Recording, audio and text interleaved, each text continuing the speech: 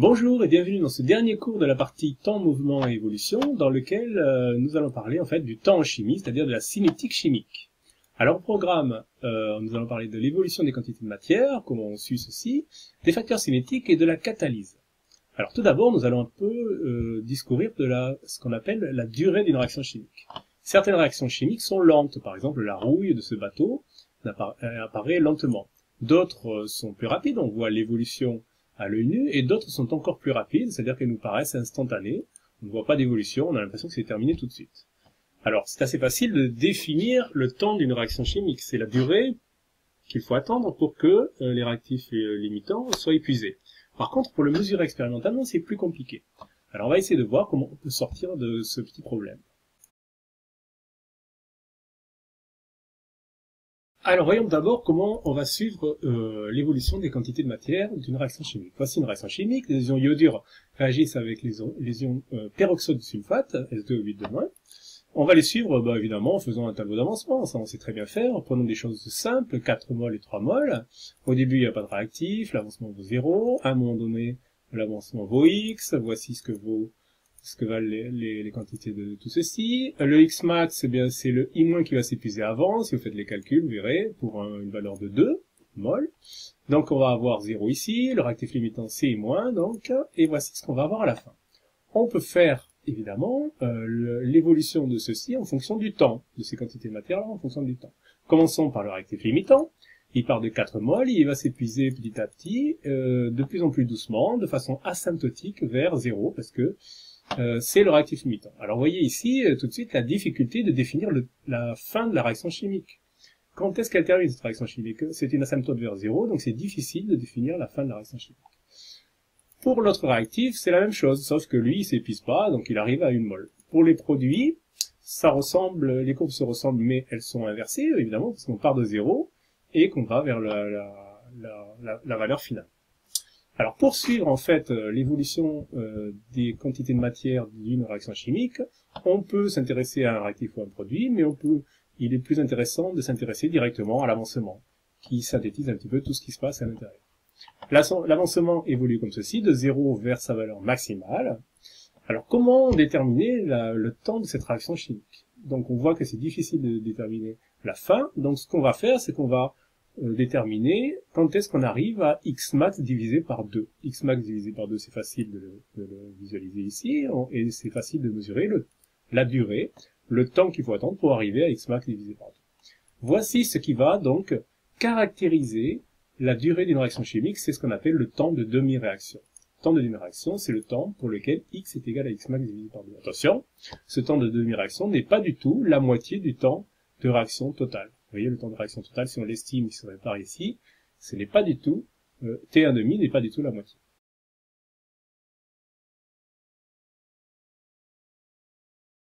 Alors, dans ce graphique, vous allez voir l'évolution d'un milieu réactionnel à 15 degrés, à 25 degrés et à 35 degrés. Alors, regardez la différence. Hein. Ce qui est évident, c'est que à 35 degrés, la réaction va plus vite qu'à 25 et qui va aussi plus vite qu'à 15. Donc on voit l'évolution en fait de la température sur la vitesse d'une réaction chimique. Alors pourquoi la température augmente la vitesse d'une réaction chimique? Alors on va étudier une réaction chimique particulière. Regardez, on va faire agir les boules vertes avec les boules jaunes. Quand elles réagissent, elles donnent des boules rouges.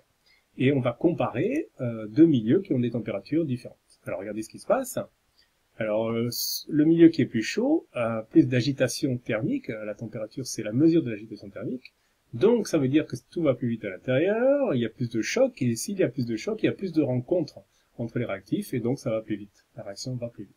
Et donc si c'est plus froid, tout est ralenti, et ça va moins vite. C'est assez clair et assez intuitif.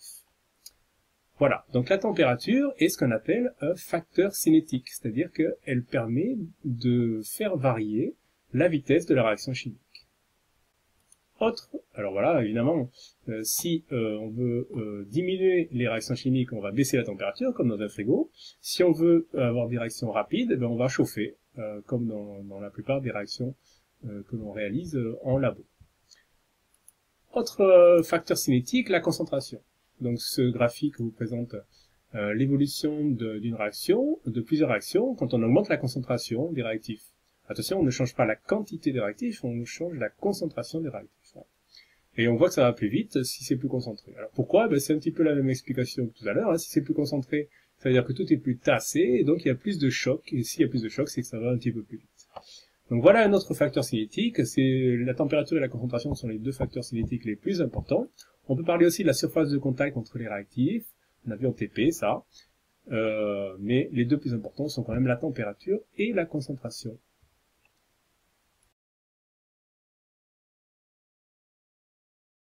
Nous allons terminer ce cours en parlant de la catalyse, et en prenant un exemple, l'exemple de la dismutation de l'eau oxygénée. L'eau oxygénée, c'est cette molécule, là, H2O2, qu'on appelle le peroxyde d'hydrogène, ou l'oxygéné, hein.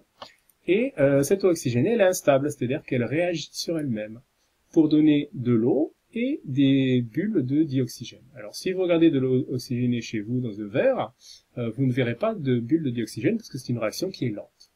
Par contre, si on rajoute des choses dedans, par exemple des ions ferriques, de l'argent ou du sang, alors on va voir les bulles apparaître rapidement, et donc cette réaction va être beaucoup plus rapide. Alors pourquoi elle est plus rapide? Parce qu'on a rajouté ce qu'on appelle un catalyseur. Un catalyseur, c'est un produit chimique qui accélère la réaction, mais attention, sans être consommé. Il ne fait pas partie de la réaction chimique, vous ne le verrez jamais écrit dans la réaction chimique, sauf peut-être sur la petite flèche qui est ici, mais ce n'est ni un réactif ni un produit. Alors ces catalyseurs, ben, on en voit ici trois exemples, des ions ferriques, donc en milieu liquide par rapport à H2O2 qui est en milieu liquide, donc on va appeler ça une catalyse homogène, catalyse hétérogène ici, on va voir ce que c'est, et catalyse enzymatique. Alors voyons les détails et voyons comment ça marche exactement. Alors la catalyse homogène, c'est quand le catalyseur est dans la même phase que le milieu réactionnel. C'est-à-dire par exemple, ici, un liquide est catalysé par un liquide. Par exemple ici, les ions Fer3. Alors, donc cette réaction de dismutation, elle est lente. Alors comment elle peut être plus rapide avec des ions Fer3? Qu'est-ce qui se passe? Et en fait, ces ions Fer3 vont réagir avec H2O2 et se transformer en ions Fer2. Mais ces ions Fer2 vont aussi réagir avec H2O2 et se retransformer en ions Fer3. Et au bilan, ben, si on additionne ces deux réactions, on va avoir la même réaction que tout à l'heure. Sauf que, vu que ces deux réactions sont rapides, celle qui est en présence d'ions Fer3 sera plus rapide.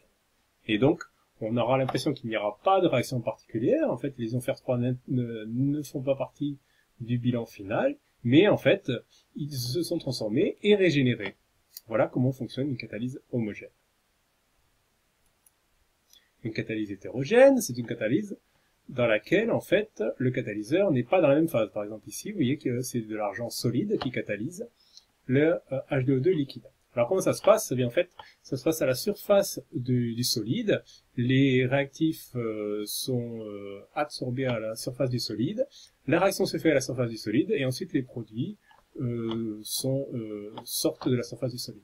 Donc en fait, dans une catalyse hétérogène, ce qui est très important, c'est la surface du solide. Plus la surface du solide sera grande, plus cette catalyse sera efficace. Et donc en fait, souvent on utilise des mousses ou des choses comme ça, où en fait vous avez une surface maximale.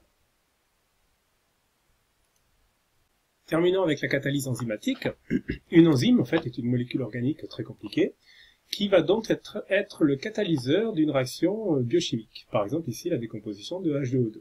Et cette enzyme sera très spécifique à cette réaction-là.